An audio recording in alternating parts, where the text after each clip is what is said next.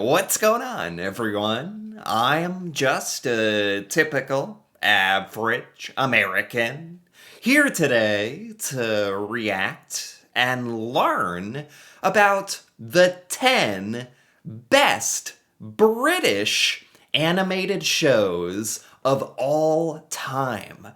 So, as an American, I have to admit that nothing really comes to mind when I picture British animation. I was never exposed to British shows growing up, but I'm sure that you guys have lots of classic cartoons and animated shows in Britain, just like we have here in America. So today, I'm really interested in seeing the top 10 greatest British animated shows. For the very first time, this is a list by Watch Mojo UK. So let's take a look. Number 10, Postman Pat. Oh, Postman Pat, Postman Pat, Postman Pat, Oh. and his black and white cat.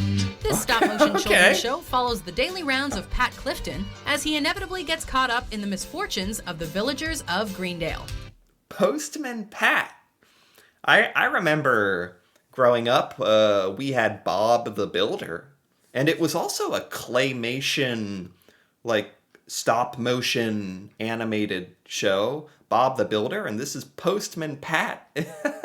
It's funny how they can build shows just around stuff like this. Seems very wholesome. A fictionalized location resembling Lancaster, Lancashire, but inspired by the valley of Longsleddale. Most of the post seems to be for Katie and Tom Pottage. Ah, but of course it's their birthday. Always accompanied by his faithful black and white cat, Jess, Pat will do his best to help his friends out and ultimately get them their post. He has a cat, Postman Pat, and his black and white cat. What a show! There's something, I don't know what it is. This animation style with the clay is very nostalgic. Even though I've never seen the show and I didn't grow up with this show, there's something really comforting about it. He had such a load of parcels today, Parcels. and some of them wanted to escape. A role model for his fellow townspeople and the viewer at home, Wow. Pat is unwavering in his kindness and generosity. When Pat arrived Okay. at the twins' party with Sarah Ann and the chocolates, Katie gave a big smile, the first that day. Meanwhile, the show's success has spawned a 3D computer animated film, a TV spin-off, and books. Wouldn't do to forget my hat on such a... You see, I don't know about this stuff. I feel like this is making me sound old, and that's okay. Whatever. When they've remade a bunch of old shows in the United States, like Blue's Clues, SpongeBob, in this new 3D animation style with the 3D models. I get it. You gotta keep making children's content with these, and this is definitely no comparison to the old stop motion clay style, which feels a lot more friendly and soothing. And anyway, that's my rant. It's a lovely morning. Number 9, The World of Peter Rabbit and Friends. Okay. Oh wow. Peter This Rabbit. adaptation of Beatrix Potter's famous body of work has her collection of animals voiced by a number of high-profile names in the British acting world. Madam, have you lost your way? The like Oh my god. What a voice. I've heard the name Peter Rabbit. Is that like a common children's story? I've heard the name Peter Rabbit before, for sure. of Hugh Laurie, Prunella Scales, and Ian Holm lend their They got Hugh Laurie in this. considerable talents to bring the show to life. Two narrow breadths for naught except waistcoats for mice. The animation is incredibly similar to that used in the books, which makes Oh. the British countryside look almost whimsical. Nice. It's wonderful. Yeah, it's funny how all these shows are set in Britain and they show off British things. This would have been so educational if this was on in America. It would have exposed children like me to British culture. They should have shown some of this stuff.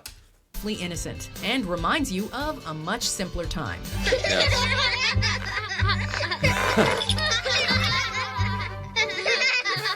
Number All right. 8, Clangers. Clangers. This is the planet Earth. One of the more abstract programs on this list, the Clangers are a family of knitted space mouse-like creatures living on a small planet eating blue string pudding. Strange. What? What now? Mice living on another planet? That's the show? That's the show? The Clangers. It's another stop motion. Man, this kind of animation is very hard. It takes a long time to film it frame by frame by frame. So I really appreciate that. As for the plot, that's one of the more unique children's shows I've heard of. Stranger stars by far than ever shone in our night sky. And planets, too. They have no capability for speech themselves, but Okay. instead use a series of whistles to communicate, with the narrator giving an overview of the action. All set, ready to fly up into the sky. Each episode revolves around the family creating a new invention or being visited by spacemen or eggbots. 3 of them, out of one head. Oh, With little dialogue, it's reliant on music to aid the flow of the story, and so it has a beautiful score to supplement the goings-on during the show. you can you can tell this is an older show. It's very funny. A good kids show. They gotta bring back stuff like this. Anyway.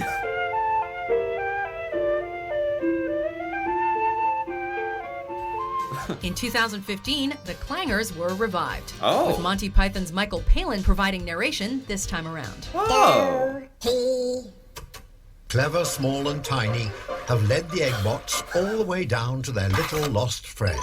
Oh wow. Number 7, Creature Comforts. If you get the bends, it can be quite narcotic. You can get a kind of narcotic effect. This stop-motion clay animation franchise began with a highly unique mockumentary by Nick Park and Aardman Animations. I don't know if this is the entire video. I actually expected a lot of cartoons. This is all stop motion claymation and like puppets and stuff, which is really cool. They really don't make stuff like this anymore. Was this more common in British children's shows? Or is this video just focusing on these types of animated shows? I don't know. Featuring the voices of everyday Britons synced up with a variety of different animals. Well, the zoos are very important to animals. They're a bit like homes, like nursing homes. I thought the audio sounded kind of bad. So they actually took audio from British people around the country and just used it in the show. That's awesome. For poor animals and people like old people. An unusual idea for sure, but the short film resulted in pure hilarity, as well as in several UK TV ads and the 2003 TV series that makes our list. And I've done all kinds. I've worked in a hotel. I worked in this hotel in Teignmouth. Though no longer directed by Park, Creature Comforts, the series, was still produced by Aardman Animations and included aquaphobic sharks. I have to say, I don't really like the idea of what's below. A bickering cat and dog, a philosophical amoeba, and I like more. this. I think I have a very intimate relationship with water because I'm primarily composed of it. But I do think water is one of the great Okay. The show massively twists the general public's tendency to ramble for the camera during interviews and gives every animal a bizarre and misguided, but amusing outlook on life. That's I funny. think we should all be in clinical trials. We have a moral obligation. Fortunately, I've never been asked, but I take so many drugs anyhow. Number 6, Danger Mouse. Danger Mouse. This is what I picture. Animated shows, cartoons, like this. Okay, Danger Mouse. Never heard of this either. He's the greatest. He's fantastic. The mousy lead character of this spy romp is the greatest secret agent in his own particular world. And as such, is archenemy to the evil toad Baron Greenback. The Crown Prince of Evildoers, Baron Greenback. A Episodes follow much the same plot of intrigue, investigation, and world safety as you'd expect from James Bond, but just mousier. I think I would have liked this. Danger Mouse. It's got some action, cartoon, Secret Agent Mouse. I feel like I would have liked this, actually. With his trusty cowardly sidekick, Ernest Penfold. Better split up and look around. Right, sir. Can I split up and come with you? What a name. No, Penfold. The White Wonder foils the plans of a selection of ne'er-do-well anthropomorphic villains week after week. Oh, crikey, what's that? At a guess, I'd say big, strong, and extremely unfriendly. Its unmistakable British wit made it a huge hit with kids and adults alike on both sides of the North Atlantic. Good show, DM. You're a hero. That's a bit strong, sir. Number 5. Are these popular? Do Brits out there, did you grow up watching any of these shows? Because they seem actually very good. We really missed out in America on all this. Paddington. Paddington.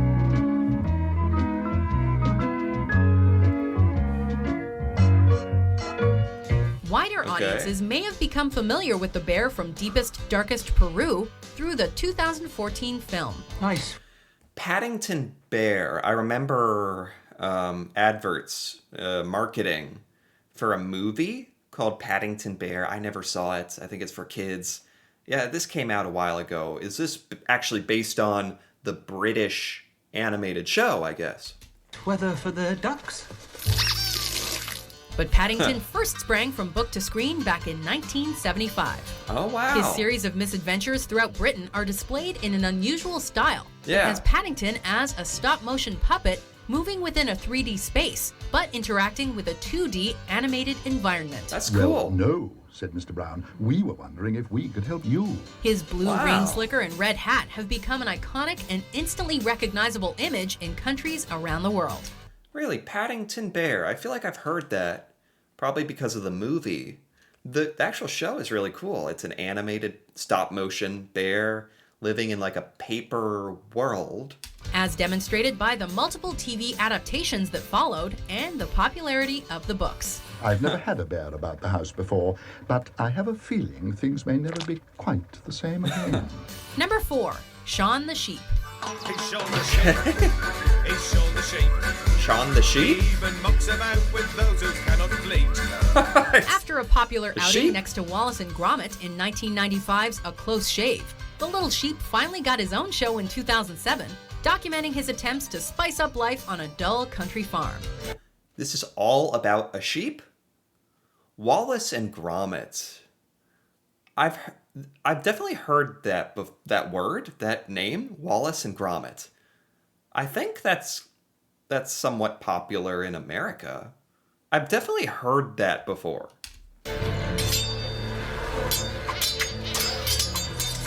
Wow.